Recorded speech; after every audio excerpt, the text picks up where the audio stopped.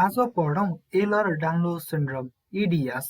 सुरुमा जानौँ कनेक्टिभ टिस्युको बारेमा, जसले हाम्रो बडी पार्ट्सलाई सपोर्ट दिन्छ। कनेक्टिभ टिस्युको मेन प्रोटिन भनेको कोलाजिन हो, जसले कनेक्टिभ टिस्युलाई स्ट्रेन्थ दिन्छ। जब कोलाजिन प्रोडक्सन अथवा कोलाजिनमै डिफेक्ट आउँछ, तब कनेक्टिभ टिस्यु विक हुन्छ।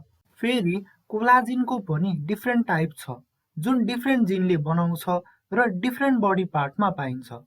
अब कुन जिनको डिफेक्ट हुन्छ त्यही अनुसारले कोलाजिनमा डिफेक्ट आउँछ र त्यो टाइपको कोलाजिन एबन्डेन्टली हुने बडी पार्ट्समा डिफ्रेन्ट फिचर्सहरू देखिन्छ, जस अनुसार EDSको डिफ्रेन्ट सब टाइप छ। अब जानौँ टाइप्स अफ कोलाजिन। यो टाइप 1 टु टाइप 5 गरी 5 मेन टाइप्सको छ। Type 1 collagen fibres bone, skin, tendon र कर्नियामा पाइन्छ। टाइप 5 कोलाजिन टाइप 1 जहाँ जहाँ पाइन्छ त्यही एसोसिएटेड भएर बसेको हुन्छ।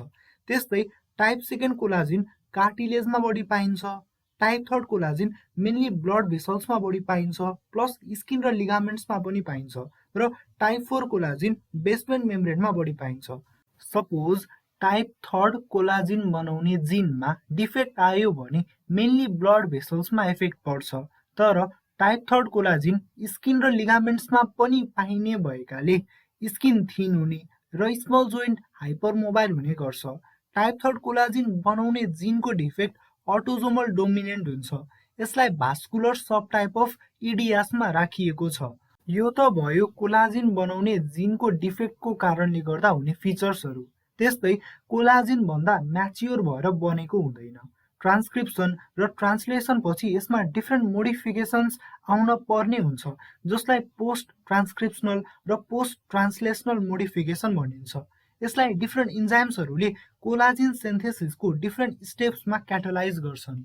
मोडिफिकेसन गराउने इन्जाइमहरूले अल्टिमेटली कोलाजिनलाई स्ट्रक्चरल स्टेबिलिटी प्रोभाइड गरेर म्याच्योर फर्ममा चेन्ज गर्न हेल्प गर्छन्। यस्ता इन्जाइमहरूमा लाइसिल हाइड्रोक्सिलेज र प्रोकोलाजिन एन्ड पेप्टिडेज पर्छ।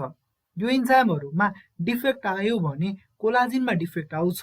अल्टिमेटली EDSको कुनै एउटा सबटाइप देखिन्छ। इन्जाइम डिफेक्टको कारणले गर्दा हुने EDSको अटोजोमल रिसेसिभ इनहेरिटेन्स हुन्छ। फर एक्जाम्पल, लाइसिल हाइड्रोक्सिलेजले बन्दै गरेको कोलाजिनमा हाइड्रोक्सिलेसन गराउँछ। हाइड्रोक्सिलेसन पछि कोलाजिन क्रस लिङ्क गरेर स्टेबल स्ट्रक्चर बनाउँछ। लाइसिल हाइड्रोक्सिलेजको डिफेक्टको कारणले गर्दा कोलाजिनको स्टेबल स्ट्रक्चर बन्दैन र डिफ्रेन्ट क्लिनिकल फिचर्स देखिन्छ। यसलाई किफोस्केलोसिस सबटाइपमा क्लासिफाई गरिएको छ र यसको अटोजोमल रिसेसिभ इनहेरिटेन्स हुन्छ। प्याथोफिजियोलोजीको कुरा गर्दा स्किनमा कोलाजिन र इलास्टिन दुवै हुन्छ। फोर्स एप्लाई गरेर फोर्सको डिरेक्सनमा कुनै एउटा बडीको लेन्थ बढ्छ भने त्यो फोर्सको अपोजिट डिरेक्सनमा एउटा फोर्स सेटअप हुन्छ, जसलाई टेन्साइल स्ट्रेस भनिन्छ। एउटा पोइन्ट आउँछ जब एप्लाई गरेको फोर्स र टेन्साइल स्ट्रेस बराबर हुन्छ र त्यो बडी फर्दर स्ट्रेच हुन सक्दैन। हो, कोलाजिन फाइबरले स्किनमा टेन्साइल स्ट्रेन्थ प्रोभाइड गर्छ भने इलास्टिनको इलास्टिसिटी प्रपर्टीले गर्दा स्किन फ्लेक्सिबल हुन्छ। इलास्टिनले फ्लेक्सिबल बनाएको स्किन कोलाजिनको टेन्साइल स्ट्रेन्थले गर्दा एउटा फिक्स पोइन्टसम्म मात्र स्ट्रेच हुन सक्छ।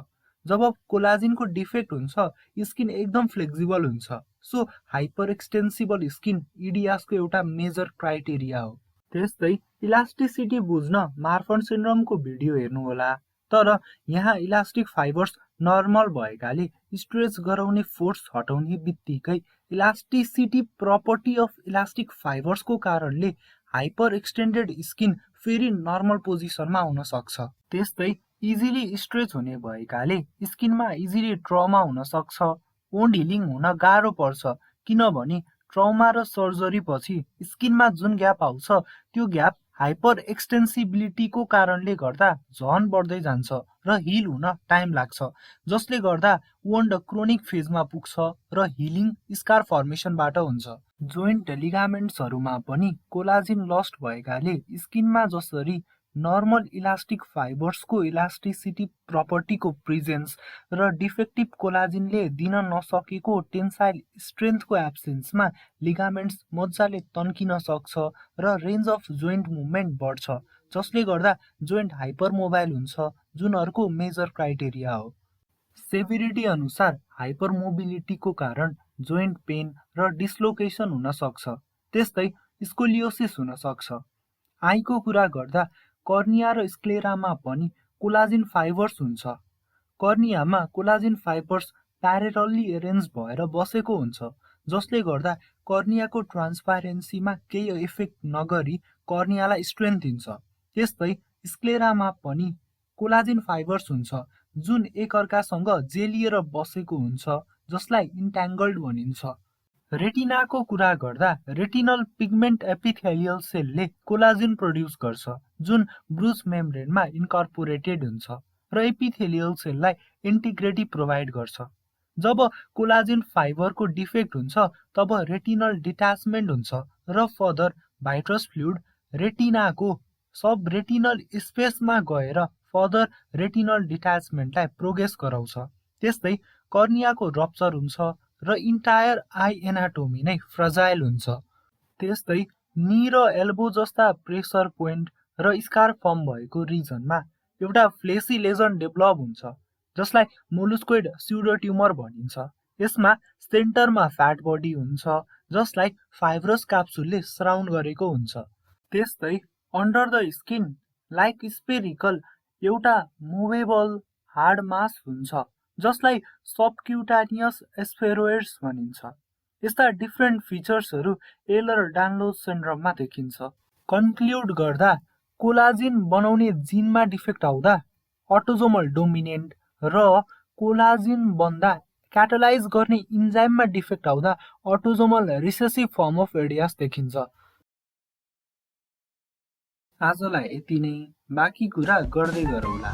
कृपया भिडियोलाई लाइक गरी च्यानललाई सब्स्क्राइब गरेर बेल आइकन दबाउन नभुल्नुहोला।